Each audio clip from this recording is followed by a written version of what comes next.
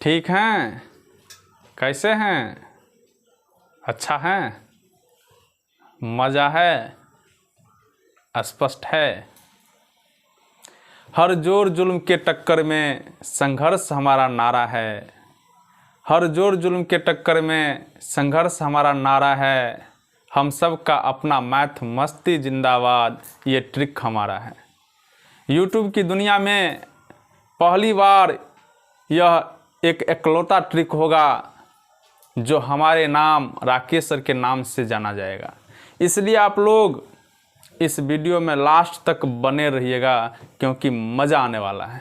मित्रों, आप लोग 0 डिग्री, 30 डिग्री, 45 डिग्री, 60 डिग्री और 90 डिग्री का साइन, कॉस, टेन, कॉट, सेक और कोसेक का वैल्यू क्लास 10th से अब तक रटते आ रहे हैं, फिर भी आज अधूरा है। अधूरा इसलिए है कि आप बार बार याद करते हैं और बार बार भूल जाते हैं।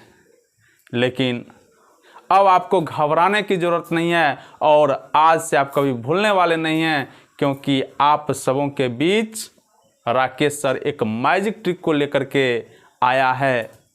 और यह मैजिक ट्रिक आपको किसी किताब में मिलने वाला नहीं है, किसी यूट्यूब पर मिलने वाला नहीं है, सिर्फ और सिर्फ हमारे द्वारा मिलने वाला है। और इसलिए मैं कह रहा हूँ यह एक अद्भुत ट्रिक है, अद्भुत मैजिक ट्रिक है। इसलिए आप लोग इस वीडियो में लास्ट तक ज़रूर बने रहिएगा मेरे प्यारे बच्चों। तो आइए हम लोग शुरू करते हैं। जी हाँ मित्रों, तो शुरू करने से पहले एक बात और, यदि आप हमारे YouTube चैनल अपना मैथ मस्ती बाय राकेश सर को सब्सक्राइब नहीं किया हैं तो सबसे पहले सब्सक्राइब कर लीजिए और बेल आइकन को दबा दीजिए, ताकि मैं ऐसा कोई भी वीडियो अपलोड करूं तो सबसे पहले इसका नोटिफिकेशन जो है आप तक पहुंचे। ठीक है ना? अच्छा है ना?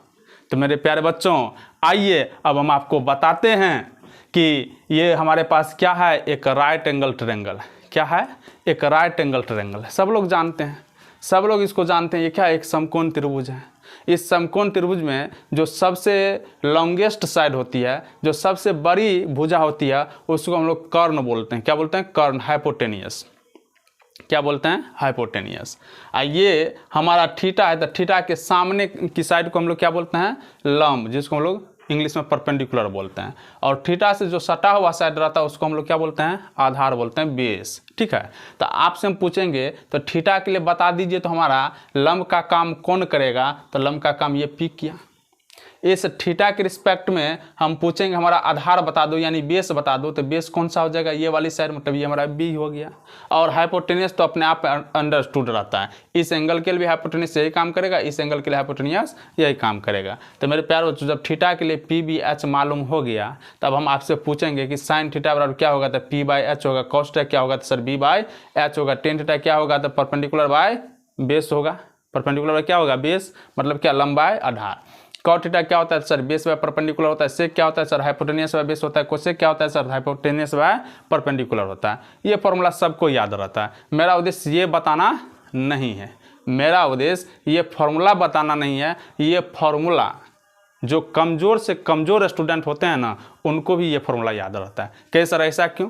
ऐसा इसलिए कि ट्रिगोनोमेट्री का जन्म ही इस फॉर्मूला से हुआ है।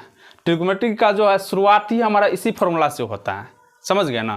तो इसलिए ये जो हम आपके पास सामने में फॉर्मूला लिखे हुए हैं, इस सबको याद ही रहता है। इसलिए हमारा उद्देश्य ये बताना नहीं है। हमारा बताना क्या है? मैजिक ट्रिक बताना है कि सर 30 डिग्री का वैल्यू कैसे याद रखेंगे, 60 डिग्री का वैल्यू कैसे याद रखेंगे।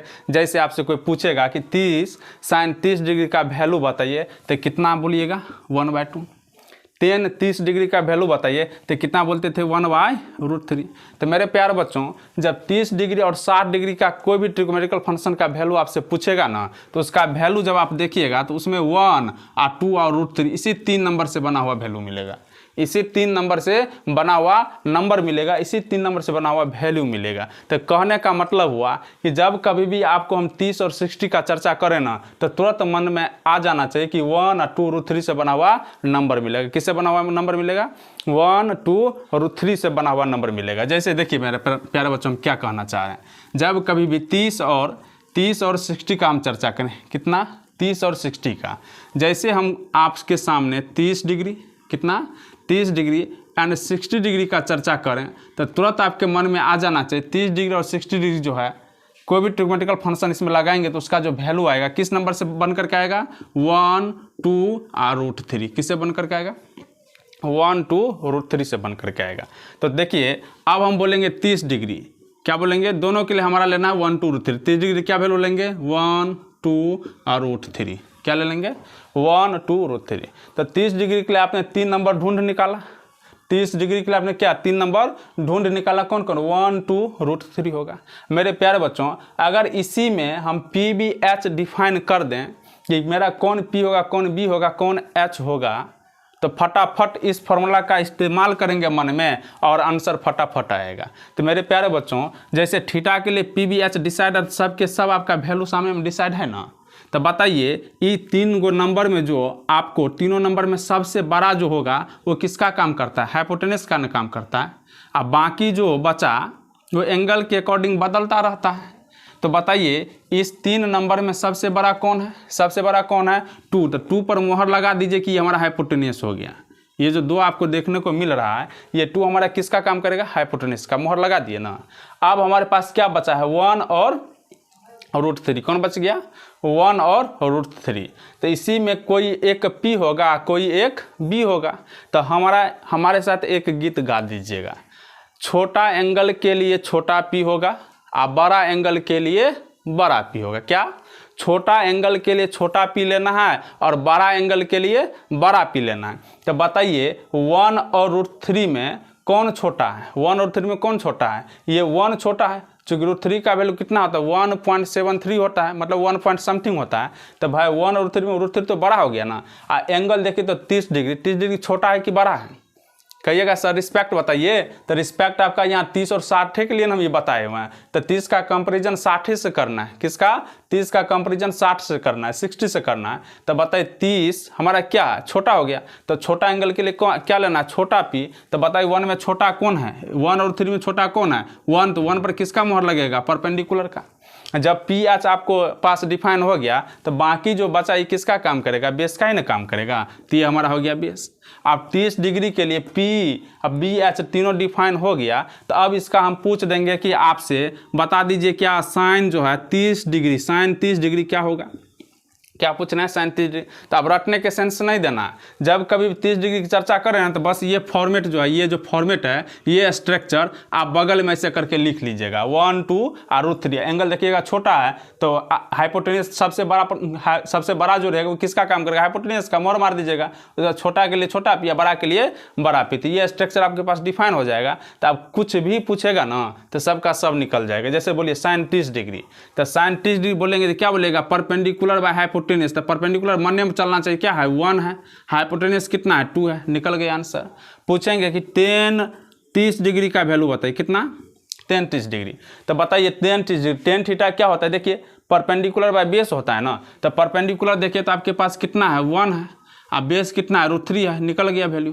पूछेंगे आपसे सेक 30 डिग्री का वैल्यू बताइए, कितना, सेक 30 डिग्री, सेक 30 डिग्री का वैल्यू पूछ रहे हैं। तो मेरे प्यारे बच्चों सेक 30 डिग्री, सेक होता क्या है, सेक होता क्या है, बिल्कुल फंडामेंटल फॉर्मूला में प्रवेश कर जाइए। तो सेक हमारा हाइपोटेनियस बाय बेस होता है ना। तो हाइपोटेनियस देखिए तो कितना है, हाइपोटेनियस जो है हमारा 2 है, हाइपोटेनियस कितना है, 2 है।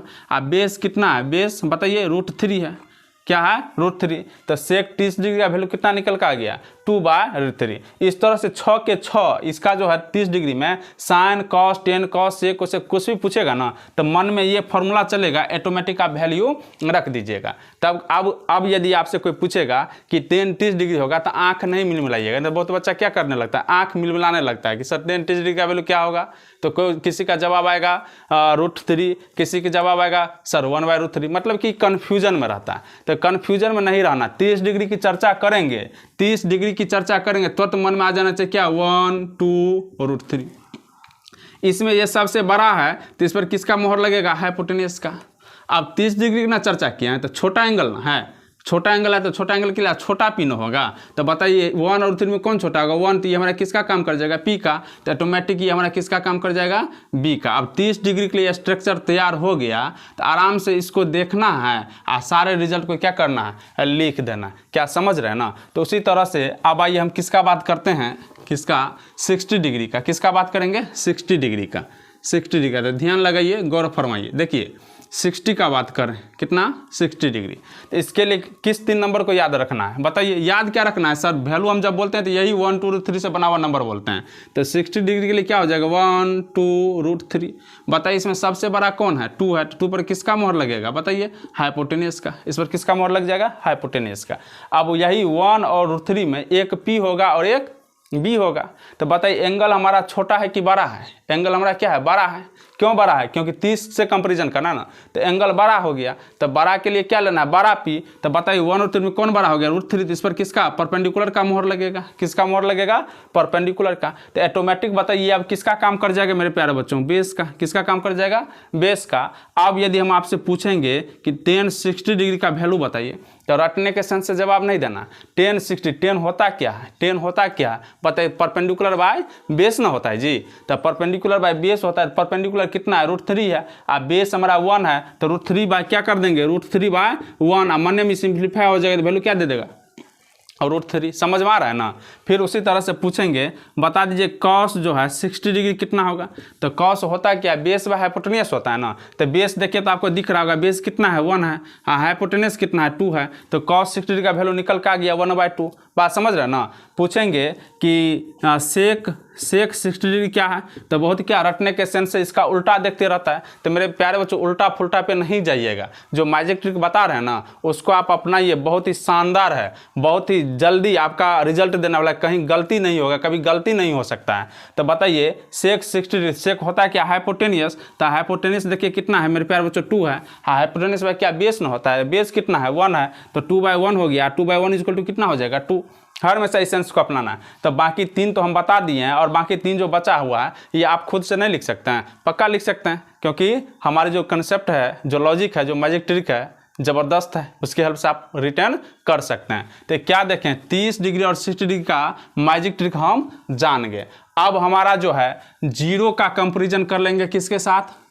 90 डिग्री के साथ।